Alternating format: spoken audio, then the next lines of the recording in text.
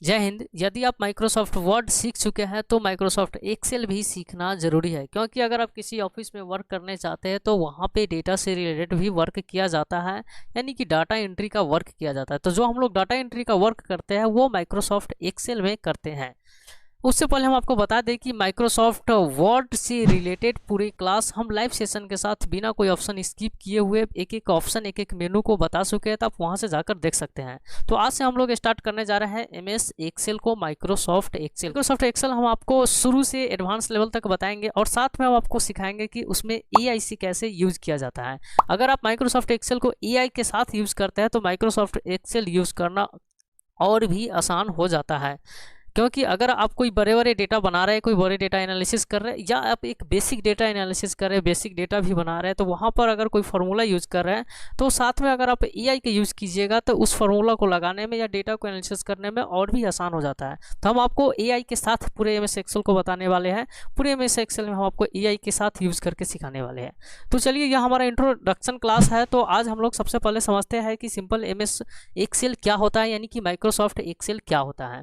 तो MS Excel एक spreadsheet program है। तो सबसे पहले हम यहाँ पे समझते हैं कि एमएस एक्सेल एक स्प्रेडशीट प्रोग्राम है। तो स्प्रेडशीट का मतलब होता क्या है। तो जैसे आप एमएस वर्ड पढ़ रहे थे, वहाँ पे जो भी फाइल बना रहे थे तो उसको डॉक्यूमेंट बोलते थे, यानी कि उसमें पेज से रिलेटेड वर्क कर रहे थे, वर्ड से रिलेटेड वर्क कर रहे थे। तो हम लोग उसी प्रकार से एमएस एक्सेल में क्या करते हैं, तो डेटा एंट्री से रिलेटेड वर्क करते हैं। तो यहाँ पे डिफरेंट टाइप के डेटा को रेडी किया जाता है। तो जिस पेज पे रेडी किया जाता है तो एमएस एक्सेल में उसको हम लोग सीट बोलते हैं। तो इसलिए इसको बोला जाता है स्प्रेडशीट प्रोग्राम। ठीक है।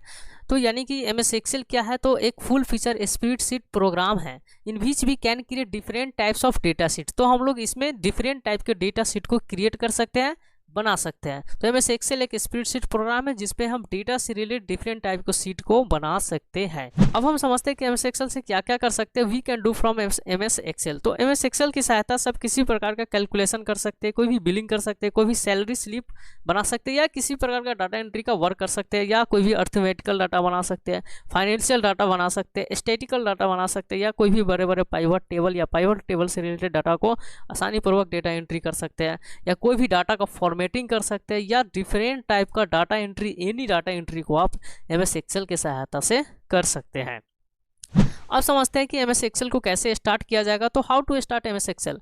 तो देखिए, एमएस एक्सेल को स्टार्ट करने का डिफरेंट टाइप होता है। तो हम चलते हैं कंप्यूटर की स्क्रीन पे, तो वहाँ पे आपको बताएंगे कि कौन कौन सा टाइप होता है एमएस एक्सेल को ओपन करने का। जैसे हम एमएस वर्ड ओपन किए थे उसी प्रकार से एमएस एक्सेल को भी ओपन किया जाएगा। ठीक है। जब एमएस एक्सेल ओपन होगा तो उसका मेन स्क्रीन कुछ इस प्रकार से, उसका मेन इंटरफेस कुछ इस प्रकार से देखने के लिए मिलेगा। यहाँ पे देखिए कुछ देखिए यहाँ पे जो दिया गया है, यहाँ पे देखिए सीट 1 दिया गया है, तो उसी प्रकार से यहाँ पे जो प्लस दिया गया है तो इससे हम सीट और भी ले सकते हैं। और यहाँ पे देखिए, यहाँ पे कुछ बेसिक जानकारी है कि जैसे कि यहाँ पे इसको सेल बोलते हैं और इसको क्या बोलते हैं, सेल नेम बॉक्स कहते हैं, और इसको फार्मूला बार कहते हैं। तो हम ये पूरा डिटेल स्क्रीन पर चलते हैं तो बताएंगे। यहाँ पर हम एक चीज़ समझ लेते हैं, एक बेसिक चीज़ कि सेल कैसे इसको कहा जाता है। तो उसे हम लोग समझने के लिए यहाँ से समझते हैं। जैसे कि मान लीजिए कि हम यहाँ पे सिंपल एक रेडी किए, तो ये इसको हम लोग एमएस वर्ड में क्या बोलते थे, इसको टेबल बोलते थे, है ना। तो यहाँ पे इसको टेबल ना बोल के क्या बोलेंगे, सीट बोलेंगे। ठीक है। तो आप यहाँ पे समझ सकते हैं कि जैसे देखिए, ये जो हो गया ये आपका हॉरिजेंटल हो गया, रो कहते हैं, और ऐसे जो दिया गया ये जो आपका वर्टिकल में है इसको हम लोग क्या बोलते हैं, तो कॉलम कहते हैं। जब रो और कॉलम को आपस में मिला देंगे तो यहाँ पे बॉक्स रेडी हो जाएगा। तो इसी बॉक्स को क्या कहते हैं, तो इसी बॉक्स को हम लोग सेल कहते हैं। ठीक है। इसी बॉक्स को क्या कहते हैं, तो सेल कहते हैं। रो और कॉलम को मिलाने से जो बॉक्स रेडी होता है उसको क्या बोलते हैं, सेल कहते हैं। अब पूरा सेल के मिलाने से जो रेडी हो रहा है उसको सीट कहेंगे। यहाँ पे कुछ नोट्स भी समझ लेते हैं। जैसे कि वर्ड चला रहे थे तो वहाँ पे आप नंबर ऑफ कॉलम कितने हो सकते थे, रो कितने हो सकते थे, वो आप जाने थे। तो उसी प्रकार से यहाँ पे एमएस एक्सेल में समझेंगे कि यहाँ पे नंबर ऑफ कॉलम टोटल कितने होते हैं, तो 16,384 होता है। नंबर रो कितने होते हैं, तो 10,48,576 होता है। ठीक है। और यहाँ पे देखिए, यहाँ पे एक चीज़ बात समझिए कि जैसे कि अगर आप यहाँ पे देखेंगे तो एमएस एक्सेल ओपन करेंगे तो एमएस एक्सेल के स्क्रीन पे आपको यहाँ पे कॉलम में दिखाया जाएगा अल्फ़ाबेट को। जैसे कि कॉलम को इंडिकेट करना होगा और कॉलम को इंडिकेट करना होगा तो हम उसको दिखाएंगे यहाँ से जैसे ABCD, ठीक है, उसी प्रकार से दिखाया जाएगा। और रो को दिखाया जाएगा कि रो को क्या दिखाया जाएगा, तो रो को दिखाया जाएगा 1 2 3 4 यानी कि नंबर के रूप में दिखाया जाएगा। और इस रो और कॉलम को आपस में मिला देंगे तो जैसे देखिए यहाँ पर हम लिखे हैं कॉलम इंटू रो, तो यहाँ पर हो जाएगा A इंटू 1, तो यहाँ पर हो जाएगा A1, न कि A1A होगा। देखिए अगर A इंटू 1 करते तो A1 भी होगा और 1A भी होगा, लेकिन हम लोग MS एक्सेल में यहाँ पे जो सेल नेम आया है तो उसको हम लोग 1A नहीं कहेंगे, यहाँ पर A1 कहेंगे। यानी कि जब भी सेल का नाम लिया जाएगा तो पहले क्या लिया जाएगा, तो पहले कॉलम को रखा जाएगा फिर रो को रखा जाएगा। तो जैसे मान लीजिए यहाँ से B और 1 लेते तो यहाँ पे कौन सा सेल बन जाएगा, तो B1 बन जाएगा, ठीक है। अगर हम लोग B और 3 लेते तो यहाँ पर सेल का नाम क्या हो जाएगा, B3 हो जाएगा, ना कि 3B होगा, ठीक है। तो ये आप समझ गए कि सेल का नाम कैसे देना है। तो चलिए हम इसके स्क्रीन पर चलते हैं, तो वहाँ भी आपको हम बताएंगे कि कैसे इसका यूज़ किया जाता है, ठीक है। चलिए सबसे पहले हम लोग समझ लेते हैं कि एक्सेल को ओपन करने का कौन कौन से तरीका हो सकते हैं, कौन कौन से टाइप हो सकते हैं। तो सबसे पहला टाइप जो है, आपको सीधे नीचे आना है और नीचे आपको टास्क बार में मिल जाएगा टाइप हेयर टू सर्च, इस वाले पे क्लिक कर देना है। आपको सर्च कर लेना है एक्सेल। तो एक्सेल सर्च करने के लिए हम यहाँ पर टाइप करेंगे एक्सेल को। जैसे एक्सेल टाइप करेंगे तो हमारे सामने एक्सेल सॉफ्टवेयर आ जाएगा। देन आपको लेफ्ट क्लिक कर लेना है। जैसे आप लेफ्ट क्लिक करेंगे तो यहाँ पे एक्सेल ओपन होकर आ जाएगा कुछ इस प्रकार से। तो ये पहला टाइप था MS एक्सेल को ओपन करने के लिए। ये पहले तरीका से हम एक्सेल को ओपन करना आपको हम बता दिए। सिंपल था कि आपको टाइप हेयर टू सर्च में जाकर वहाँ पे टाइप करने के बाद जैसे क्लिक करेंगे तो आपका MS एक्सेल ओपन हो जाएगा। अब दूसरा टाइप देखते हैं, दूसरा तरीका देखते हैं। अब उसके लिए नीचे फिर से आना है टास्क बार में और यहाँ स्टार्ट बटन पे क्लिक करना है। स्टार्ट बटन को ही हम लोग विंडोज़ बटन कहते हैं। तो इस विंडोज़ बटन पे आपको क्लिक कर देना है। क्लिक जैसे ही करेंगे तो आपका कंप्यूटर का ऑल प्रोग्राम ओपन हो जाएगा। जैसे ऑल प्रोग्राम ओपन हो जाएगा तब आपको यहाँ पे स्क्रॉल करते हुए उसको खोजना है कि एक्सेल कहाँ पे है। तो जैसे आप स्क्रॉल करते हुए नीचे आएंगे तो आपको यहाँ पे एक्सेल मिल जाएगा। यहाँ पे आपको लेफ्ट क्लिक कर देना है। जैसे लेफ्ट क्लिक करेंगे तो एक्सेल ओपन हो जाएगा। तो ये हमारा दूसरा तरीका था। दूसरा टाइप से ये एक्सेल ओपन करना हम सीख चुके हैं। अब हम लोग समझते हैं कि तीसरे तरीका से कैसे ओपन किया जाएगा। तो तीसरा टाइप यह है कि आपको कीबोर्ड से विंडोज़ R प्रेस करना है। क्या प्रेस करना है? विंडोज़ के साथ R प्रेस करना है। जैसे विंडोज़ के साथ R प्रेस करेंगे तो ये रन कमांड ओपन हो जाएगा, जिसको हम लोग रन बॉक्स भी कहते हैं, ठीक है। अब आपको क्या करना है, इस वाले में यहाँ पे आपको रन कमांड में यहाँ पे सिंपल टाइप कर देना है एक्सेल। जैसे एक्सेल टाइप करेंगे देन उसके बाद ओके पे क्लिक करेंगे तो आपका एक्सेल ओपन हो जाएगा। तो ये हमारा तीसरा तरीका था, तीसरा टाइप था एक्सेल को ओपन करने के लिए, ठीक है। तो आप तीनों टाइप समझ गए, तीनों तरीका से आप एक्सेल ओपन कर सकते हैं। तो चलिए अब हम समझते हैं आगे कि एक्सेल में सेल के बारे में हमको बताना था, तो वो सेल क्या होता है। तो उसके लिए हम यहाँ पे बुक 1 को ओपन करेंगे। तो ये हमारा एक्सेल पहले ओपन हो चुका है और यहाँ पे देखिएगा हम आपको बता रहे थे इस वाले स्लाइड में कि इसको हम लोग रो कहते हैं और इसको हम लोग क्या कहते हैं, तो कॉलम कहते हैं। तो जब कॉलम और रो को मिलाने से जो बॉक्स बनता है उसको हम लोग क्या कहते हैं, सेल कहते हैं। सभी सेल को आपस में मिलाने से सीट बनता है। सबसे पहले क्या करते हैं, एक प्लस ले लेते हैं, मतलब न्यू सीट ले लेते हैं और यहाँ पे आपको बताते हैं। तो देखिए सबसे पहले समझेंगे, यहाँ पे हम बताया था कि कॉलम जो होता है, कॉलम को ABCD से इंडिकेट किया जाता है। तो देखिए ABCD से इंडिकेट किया गया है और रो के किससे इंडिकेट किया गया है, तो रो को नंबर से इंडिकेट किया गया है, ठीक है।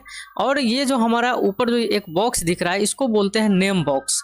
मतलब इसको या तो आप सेल नेम बॉक्स भी कह सकते हैं। जैसे देखिए इसमें क्लिक करेंगे तो इस सेल का जो नाम होगा यहाँ पे दिखाएगा। जैसे इस सेल का नाम है A1, तो A1 यहाँ पे दिखा रहा है, तो इसको हम लोग नेम बॉक्स के साथ साथ सेल नेम बॉक्स भी कहते हैं, ठीक है। और उसके बाद राइट साइड में जो आप देख रहे हैं ये इंसर्ट फंक्शन होता है, यहाँ से कोई फार्मूला को इंसर्ट कराने के लिए। और उसके बाद जो यहाँ पर जो ये आप ब्लैंक देख रहे हैं इसको हम लोग बोलते हैं फार्मूला बार। फार्मूला बार का काम क्या होता है, अगर आप किसी सेल में कोई चीज़ टाइप किए हुए हैं तो यहाँ पे आपको फार्मूला बार में दिखेगा। जैसे देखिए अभी हम A1 सेल में कुछ भी नहीं लिखे हैं, यहाँ पे ब्लैंक दिखा रहा है। जैसे हम यहाँ पे A1 सेल में कुछ टाइप कर देंगे, जैसे कुछ टाइप करेंगे, जैसे मान लीजिए हम यहाँ पे लिख दिए DC क्लास, ठीक है। जैसे हम DC क्लास टाइप किए हैं तो आप देखिएगा यहाँ पे देखिए अभी तो हम दूसरे सेल में क्लिक कर दिए B3 में, वापस से A1 में हम A1 सेल में क्लिक करेंगे तो यहाँ पे आपको दिखने लगेगा कि यहाँ पे DC क्लास टाइप किया गया, ठीक है। तो ये समझ गए। अब हम लोग समझते हैं कि यहाँ पे सेल का नाम कैसे दिया जाता है। तो हम सेल के नाम के बारे में आपको बताए भी थे। तो जैसे हम वापस शीट 1 में आते हैं तो यहाँ पर आपको दिखाएंगे, हम बताए थे कि कॉलम और रो को मिलाने से सेल बनता है। तो जब भी सेल का नाम रखना हो तो पहले कॉलम को रखना है, उसके बाद रो के रखना है। जैसे देखिए यहाँ पे अगर हम ए कॉलम ले रहे हैं और 1 पहला रो ले रहा है तो यहाँ पे क्या हो जाएगा A1, इस सेल का नाम क्या हो जाएगा A1, समझ गए।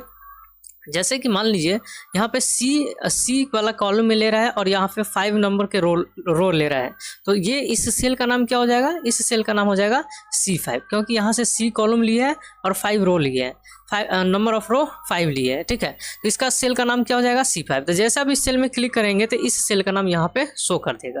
जैसे मान लीजिए एक फिर और एग्जांपल आपसे हम पूछते हैं कि इसका नाम क्या होगा। इसका नाम इधर से B कॉलम है और 3 रो है, यहाँ पे क्या हो जाएगा B3 हो जाएगा। तो इस सेल का नाम क्या हो जाएगा B3। तो जैसे यहाँ पे क्लिक करेंगे तो देखिए इस सेल में सेल नेम बॉक्स में आपको दिखने लगेगा B3, ठीक है। तो ये समझ गए। अब हम चलिए यहाँ पे आपको हम बताए थे कि चैट GPT से कैसे इसको यूज किया जाता है, ठीक है। तो उसके लिए हम सबसे पहले क्या करते हैं, यहाँ पे एक डेटा को तैयारी करते हैं। तो सिंपल एक बेसिक फार्मूला आपको बताने वाले हैं, बाकी बात जब हम एक्सेल सीखेंगे तो उसके दौरान आपको यूज करते हुए हम बताते हुए चैट GPT के बारे में यानी AI के बारे में चलेंगे।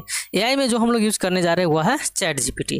जैसे कि मान लीजिए हमको कोई डिजिट जोड़ना है तो यहाँ पे हम लोग इस प्रकार से कुछ डिजिट को लिख दिए और यहाँ पे ऐड करना है तो हम क्या करते हैं कि ऐड वाले फार्मूला को यहाँ पे सम वाले फार्मूला को यूज करते हैं। तो उसके लिए सिंपल अगर हम एक्सेल से यूज करें तो कैसे होगा, यहाँ पे टाइप कर देंगे इक्वल देन सम प्रेस करेंगे, ठीक है।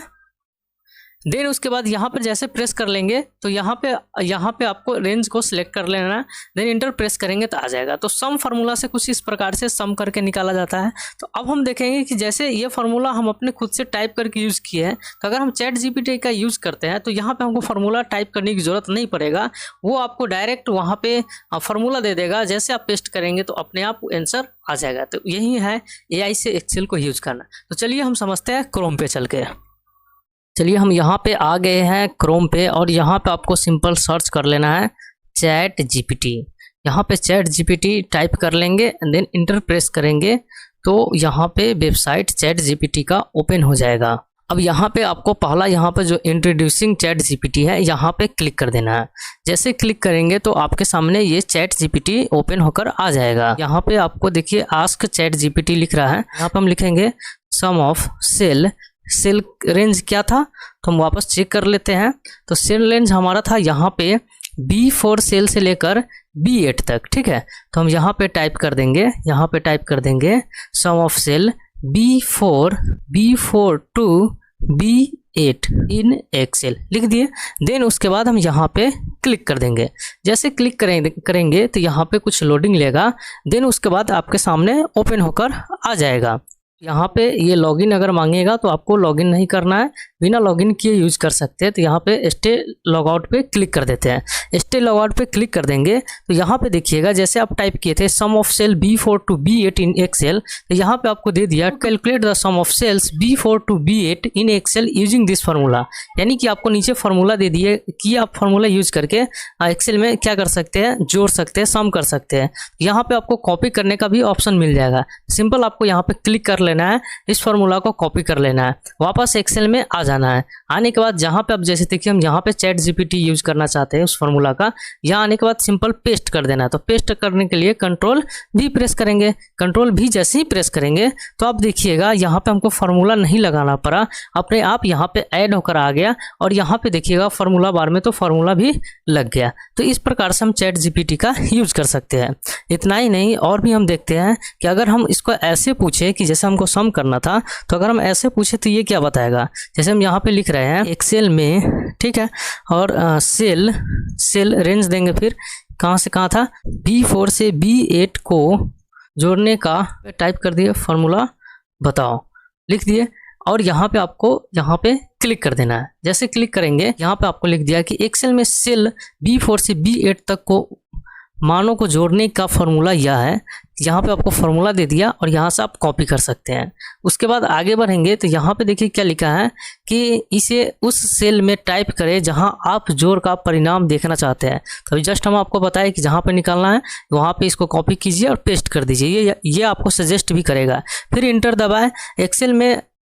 एक्सेल अपने आप B4 से B8 तक के सभी मान को जोड़ देगा। ठीक है, आगे यहाँ नीचे में लिख रहा है कि अगर आप हिंदी में कुछ और समझना चाहे तो बेहिचक पूछिए। तो यहाँ से आप मतलब कि इस प्रकार से जो भी चीज़ आपको पूछना है एक्सेल के बारे में पूछ सकते हैं। तो कुछ इस प्रकार से हम एक्सेल में क्या कहते हैं उसको चैट जीपीटी का यूज़ करके हम पूरे एक्सेल को पढ़ाने वाले हैं, आपको बताने वाले हैं। ठीक है, तो यहाँ पे समझ गए कैसे हम यूज़ किए।